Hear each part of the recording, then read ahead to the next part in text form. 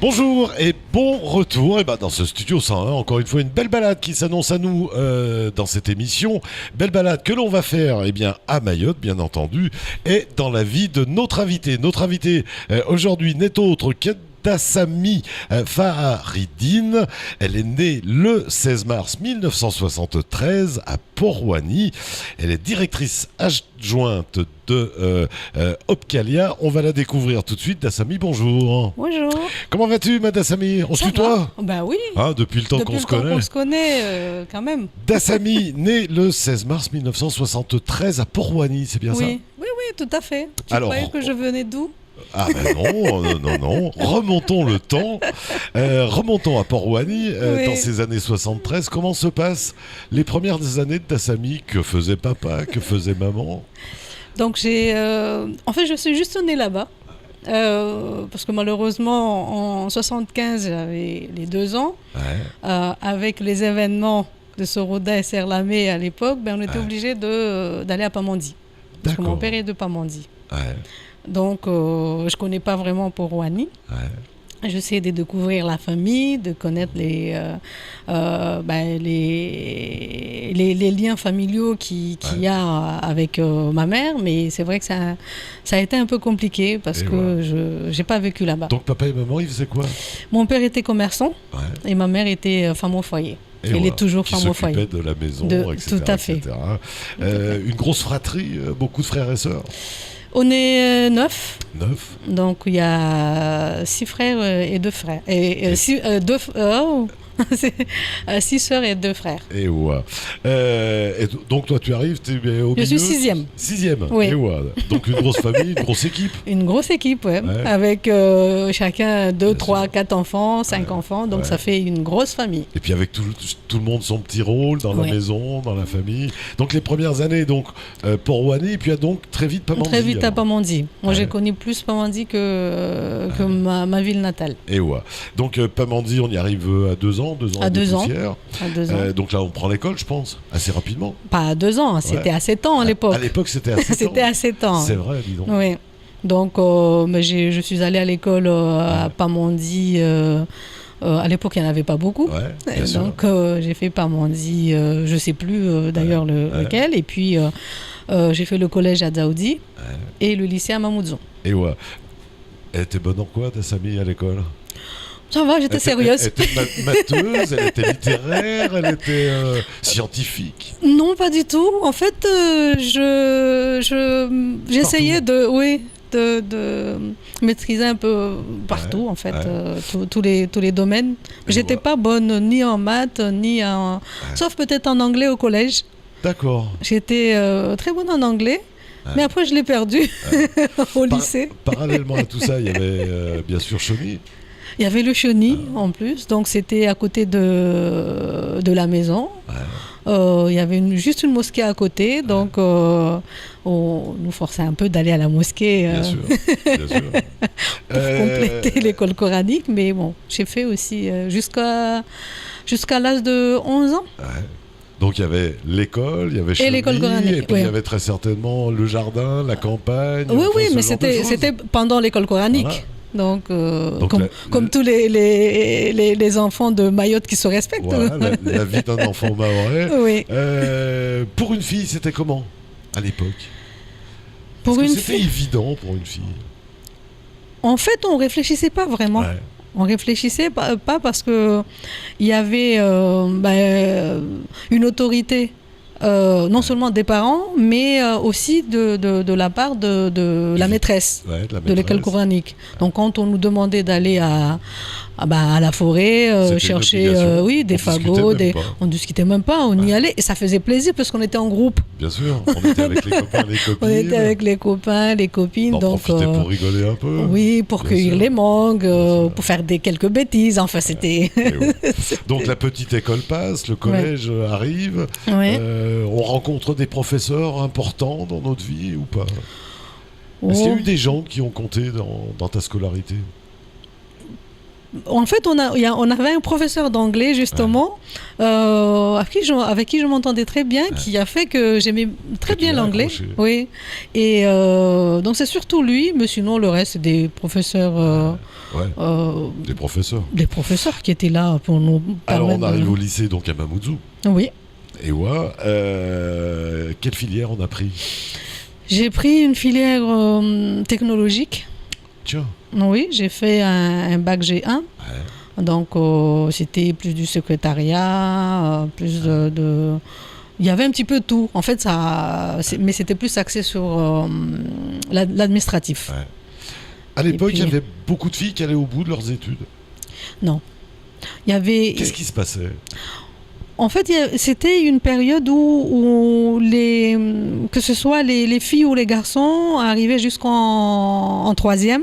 Il y avait pas mal qui prenaient des filières scientifiques, enfin technologiques, qui faisaient des BEP soit à La Réunion ou en métropole. Et puis, à partir de la seconde, il y en avait pas mal qui n'arrivaient pas à suivre, donc on les écartait. Ouais. En fait. Qu'est-ce qu'il y avait? Il y avait aussi la pression de la famille, il y avait les mariages, il y avait tout ça? Non, pas vraiment. C'était pas la pression de la famille. Pour moi, c'était plus parce que peut-être on n'avait pas le niveau, parce qu'il y en a qui étaient déjà un peu plus âgés, qui n'arrivaient pas à suivre ou qui n'avaient pas la tête justement à continuer les études.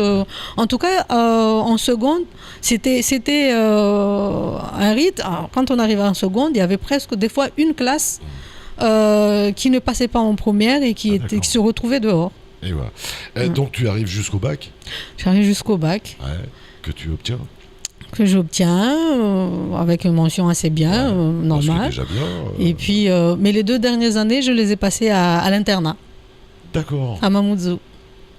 En internat à Mamoudzou, oui. À l'époque, il y avait l'internat, donc j'ai demandé à partir à Mamoudzou pour faire les 2 ans. Consacré aux études. Oui. C'était important pour toi? C'était important pour moi.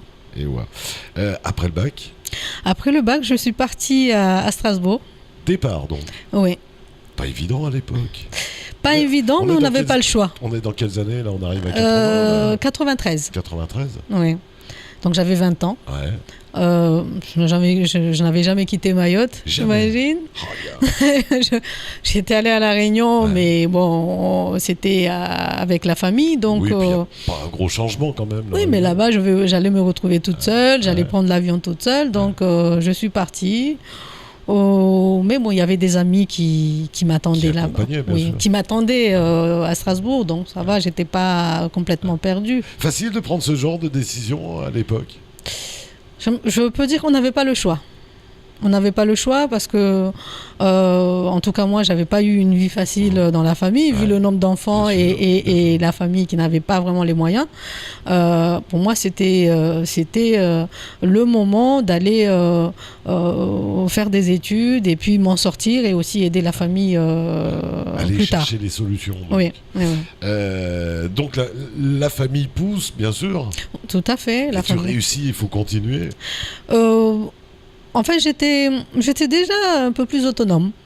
D'accord. Je savais que la famille n'avait pas les moyens, donc quand j'appelais, donc il fallait remonter les manches. C'était surtout pour savoir comment ils vont, comment vont les parents et les frères et sœurs, mais sinon, je ne pouvais pas vraiment compter financièrement sur eux. Donc je me dis, faut que je réussisse pour aider cette famille-là, mais en même temps m'en sortir. Et donc on arrive à Strasbourg. J'arrive à Strasbourg. Quel âge tu avais, à 20 ans.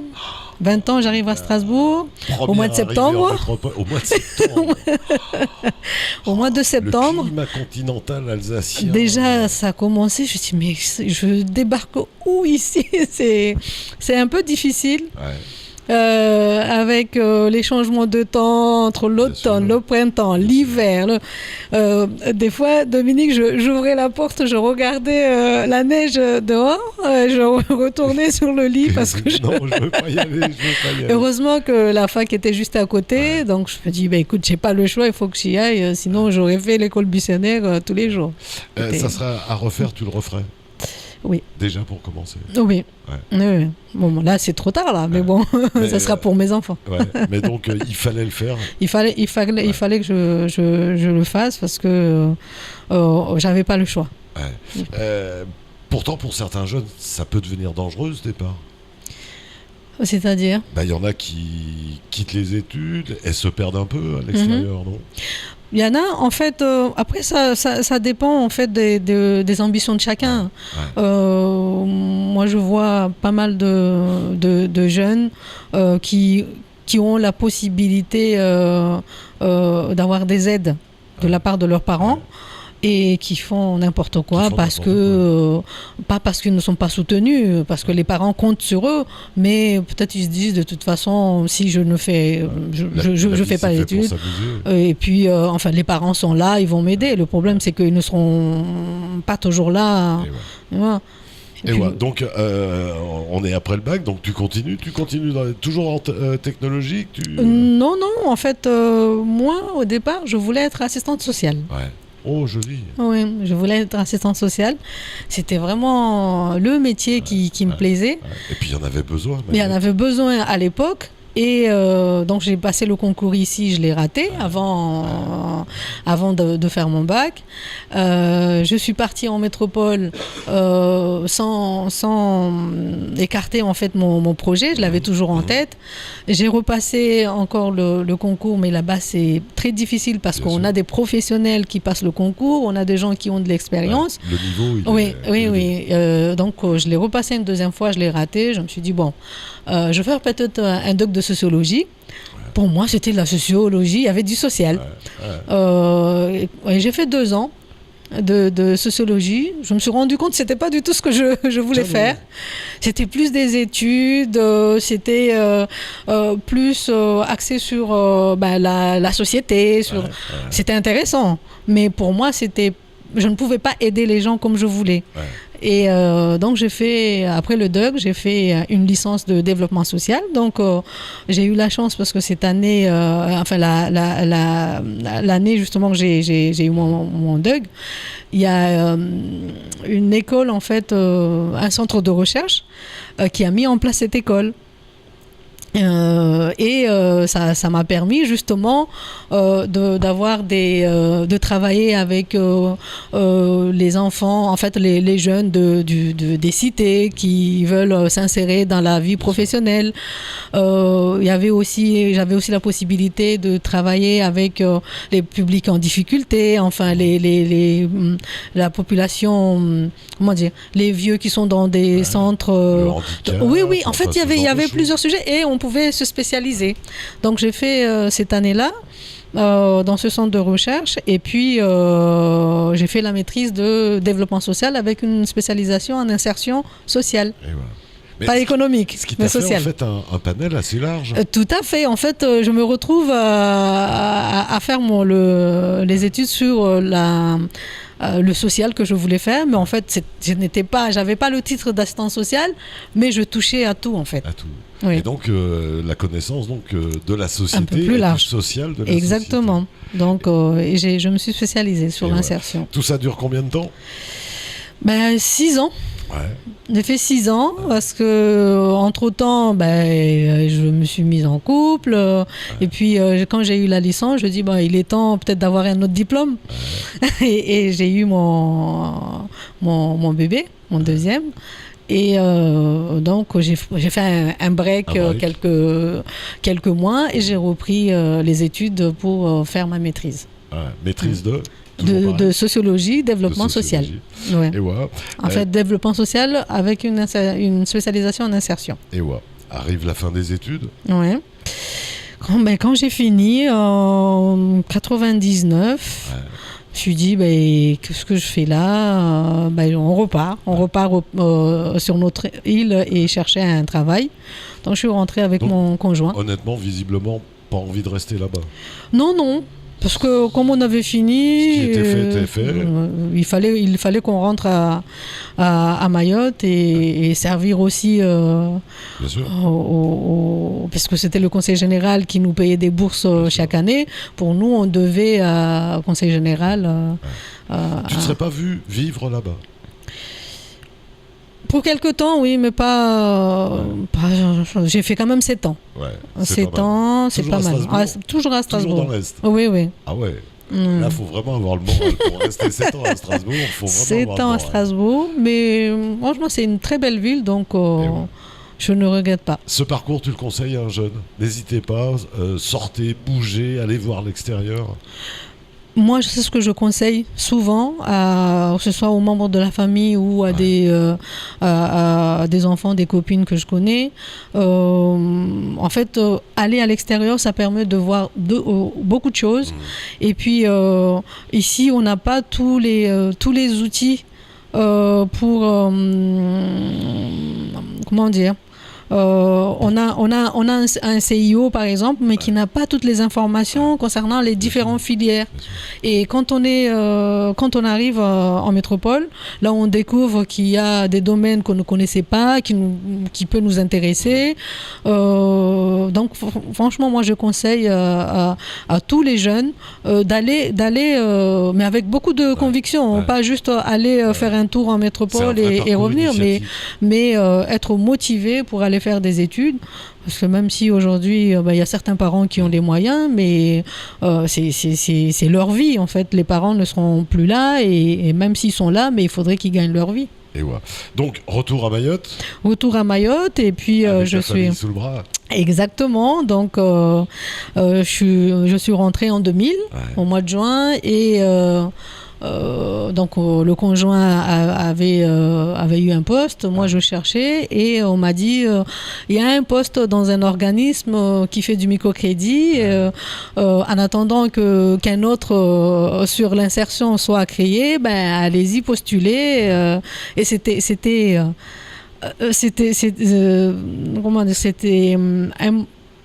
juste au périodique en fait. C'était tu vas et tu vois en attendant, puis on verra. Et je suis partie et je suis restée 13 ans. Voilà. Et c'était donc l'ADI. C'était l'ADI. Donc, et c'est là qu'on s'est connus d'ailleurs. D'ailleurs, oui. Il me semble que tu étais déjà à l'ADI. Donc c'était quelque chose qui démarrait, l'ADI. Non, ça existait déjà depuis 1 an et demi. Depuis 1 an et demi, donc quand je suis arrivée... Tu venais de prendre ses marques. Oui, tout à fait. Je suis arrivée, il y avait 3 salariés. Donc c'était en phase de structuration, je pense. Oui, dans un local où quand tu arrives, tu te demandes, mais mince, où je suis. Mais en tout cas, j'ai cru. L'objectif pour moi, dès le départ, c'était d'aider les gens. Et là, il y avait la partie sociale, en même temps qui s'est rajoutée à l'économique. Donc je me suis dit, écoute, je crois que je veux me plaire, et je suis restée. Et donc là, tu aides des gens à créer leur entreprise. J'ai aidé les gens à créer des entreprises, à monter leurs projets, à passer des dossiers en commission. Et j'étais conseillère au début. Et après, je suis passée déléguée régionale adjointe.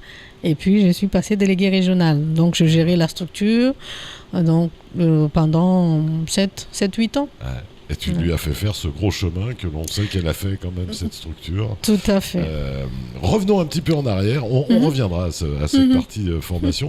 Tout à l'heure, tu m'as dit, pendant les années 75, il y avait des tensions. Tu les as vécues, ces tensions? Non. Pas du tout, parce que j'avais 2 ans. J'avais 2 ans, mais c'est plus les sœurs qui ont vécu. Mais je veux dire, dans les familles, on en parlait à Mayotte. C'était un sujet que cette indépendance, cette non-indépendance. Non, en fait, je ne me souviens pas vraiment, mais c'est vraiment là, quand j'ai eu 11, 12 ans, 13 ans, qu'on échangeait des fois, quand on discutait avec ma mère. Qu'après, on s'est rendu compte qu'il s'était passé des choses. Il s'était passé, et puis elle disait qu'elle a vraiment mal vécu cette histoire-là, parce que mon père avait un grand magasin, on l'a dépillé, Donc il y avait eu des événements. Oui, il y a eu des événements, en tout cas qui ont marqué, qui ont surtout marqué ma mère. Bien sûr. Et j'avoue que elle est de Port-Rouani, mais elle y va pas vraiment, quoi. C'est vraiment quand il y a des événements familiaux où elle est obligée. Mais ce qui veut dire que ça a quand même laissé des traces. Ça a laissé des traces. Ça a laissé des traces parce qu'on avait une maison là-bas. Ses sœurs ont été décasées parce que c'était un endroit qui s'appelait Dzaoudi, où il y avait, c'était dans la mer.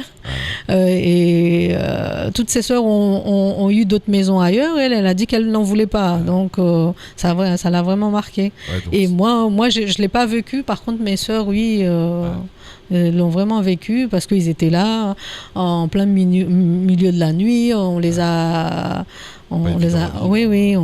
réveillés pour aller à pied jusqu'à Mtsapéré, de Porwani à Mtsapéré, et puis et aller à Pamandi. Et ouais, on va continuer donc à en parler, bien sûr. On va revenir un petit peu sur l'ADI au début. Mayotte, en 2000, il y avait du boulot.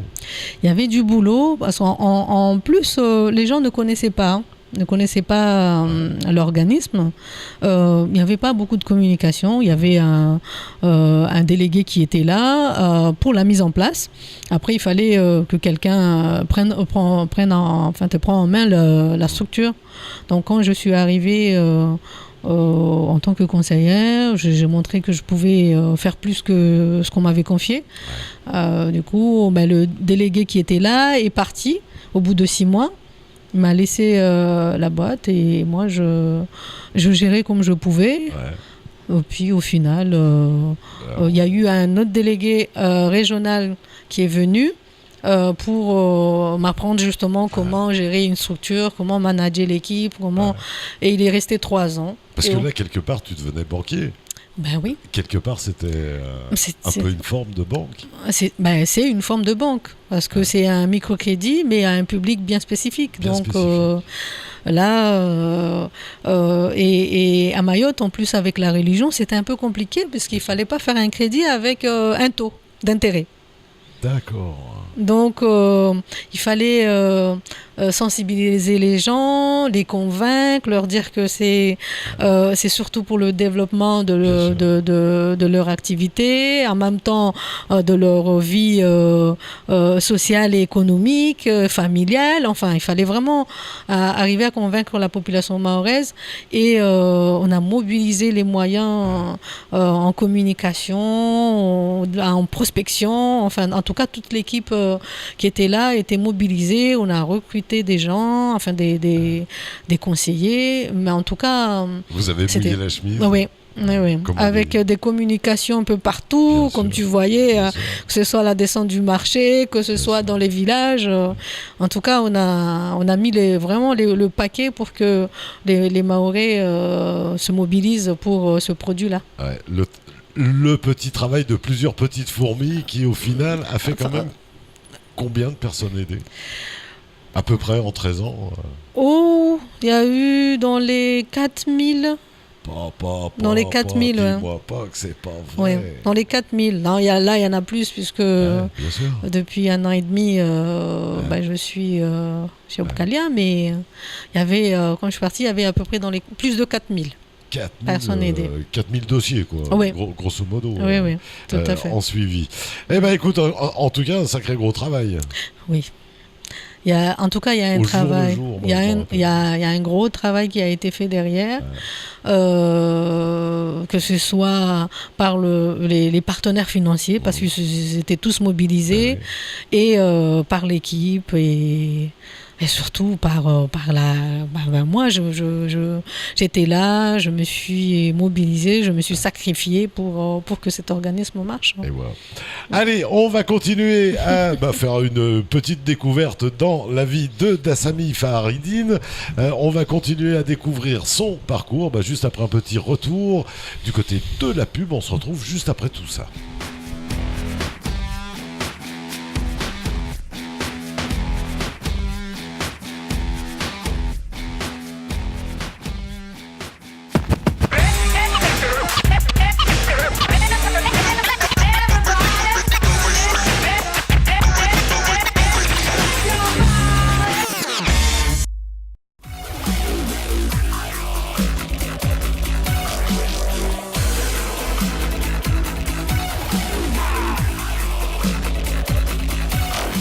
Bonjour à tous, c'est Ornella Perrine, votre Miss Météo sur KTV. Retrouvez-moi du lundi au vendredi à 19h35, juste après le JTM et aussi pendant le week-end. À bientôt!